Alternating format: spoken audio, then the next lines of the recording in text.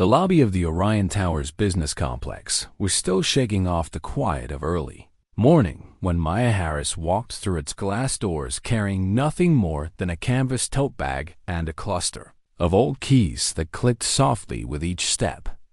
She moved with calm purpose, yet every glance that landed on her carried the same silent assumption, the same instant classification made without hesitation. People didn't see her. They saw what they thought she was: a cleaner, a custodian, a woman meant to slip through back entrances, not cross-polished marble lobbies. And that was exactly why this story began to unfold the way it did. Because some assumptions, when sharpened by arrogance, become weapons. And some people, when pushed far enough, reveal that they are far more powerful than anyone imagined.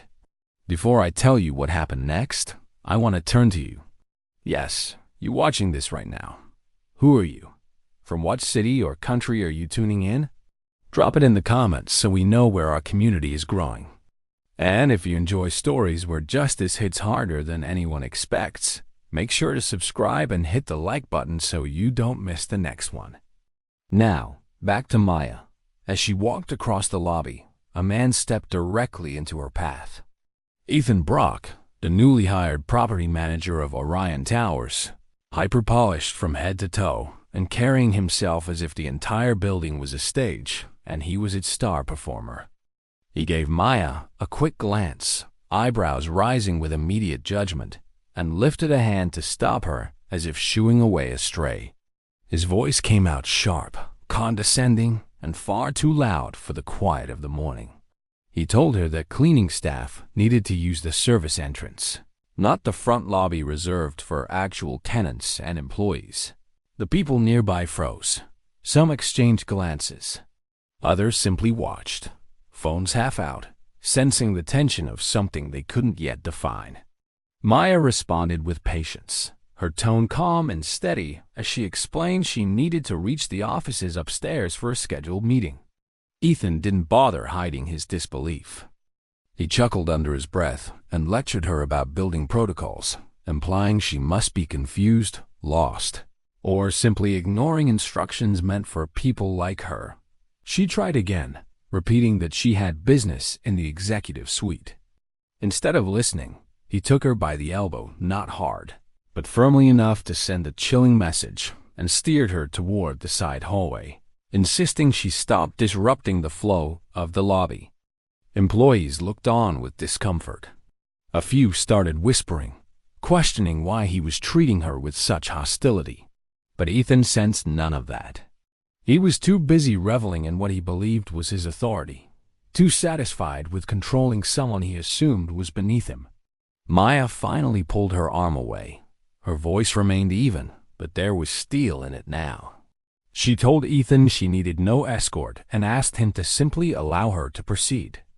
That should have been a cue for him to rethink his behavior, but arrogance rarely recognizes warnings. Ethan laughed, condescended further, and told her that if she kept causing trouble, he would call security to remove her from the premises entirely. By now, the tension in the lobby had thickened. A receptionist tried to intervene, hesitatingly addressing Ethan by name, suggesting maybe they should check the roster of morning appointments. But he dismissed her with a wave, telling her that he knew exactly what he was doing. His voice grew louder, his gestures sharper, and soon the people around them were no longer trying to look away. They were watching openly, phones angled, eyes wide, the atmosphere buzzing with the unmistakable electricity of a moment going wrong. Maya inhaled slowly, then reached into her bag and pulled out her phone. Ethan smirked and muttered about dramatic custodians filing complaints. She didn't look at him. Instead, she placed the phone against her ear and spoke calmly, almost gently, asking the person on the other end to confirm whether the transition paperwork for Orion Towers was ready for execution. Ethan rolled his eyes, arms crossed, waiting for what he expected to be some trivial bureaucratic call. But then a voice on the other end, projected clearly enough for several bystanders to hear, addressed Maya with a title that sliced through the lobby like breaking glass. Dr. Harris. Even Ethan blinked at that. The voice continued, asking if she wished to proceed with the immediate review of the property management contract due to the incident you suspected might occur. A ripple of shock swept through the room. Someone whispered, "Did she say review the contract?" Another whispered, "Dr. Harris? Who is she?" Ethan's smirk twitched, faltered, and finally fell away entirely. He demanded to know what kind of game Maya was playing, insisting the call must be fake. But then the receptionist, now pale, now trembling, hurriedly checked the system. She found the ownership records, the legal filings, the updated registry that had gone live only that morning. And when she looked up at Ethan, her voice cracked. She told him that Maya Harris was not staff, not lost, not confused. She was the sole owner of Orion Towers. Every floor, every office, every inch of the building he believed he ruled. Ethan turned toward Maya, horror slowly washing across his face. He tried to speak, but the words tangled in his throat. The lobby remained silent, except for the faint tapping of phones recording every second. Maya lowered her phone and looked at him with the same measured calm she had maintained all along. But in her eyes now was something unmistakable resolve sharpened by the weight of truth. And in that heavy, suspended moment, everything Ethan thought he knew about power, authority, and status began to crumble beneath his feet. For a long moment after the truth struck the air, no one moved. Ethan stood frozen, his face shifting between confusion and dread, as though his mind was desperately trying to rewrite the reality unfolding around him. But the truth would not bend for him.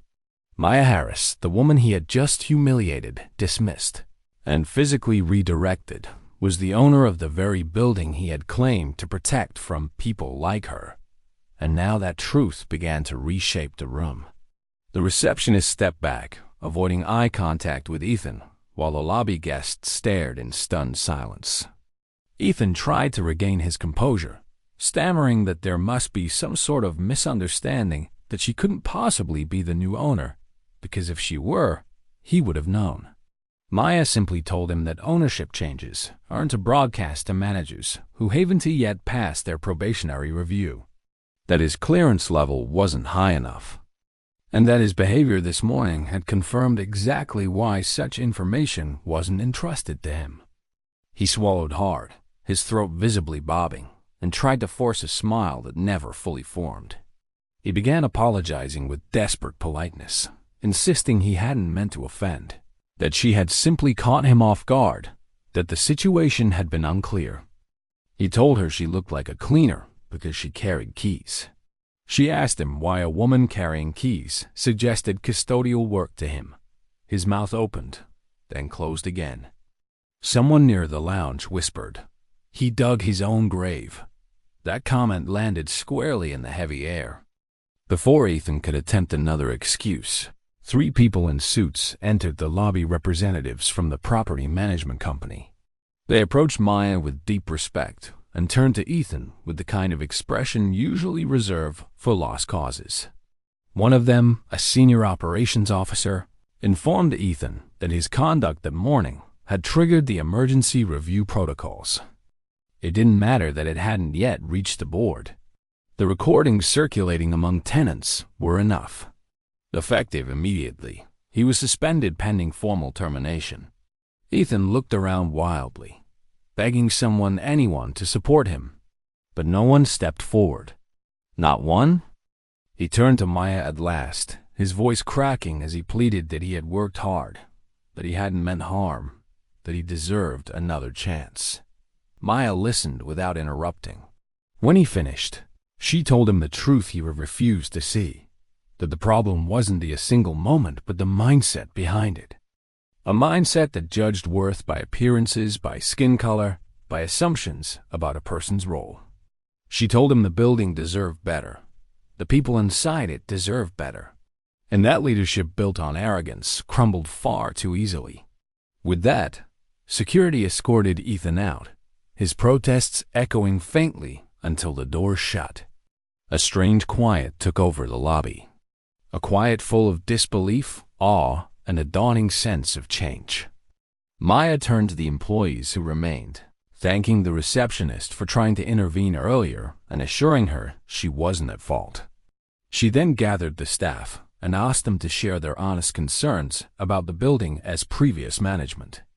At first they hesitated, but then, one by one, stories emerged, complaints ignored, disrespect normalized, hard-working employees dismissed without cause.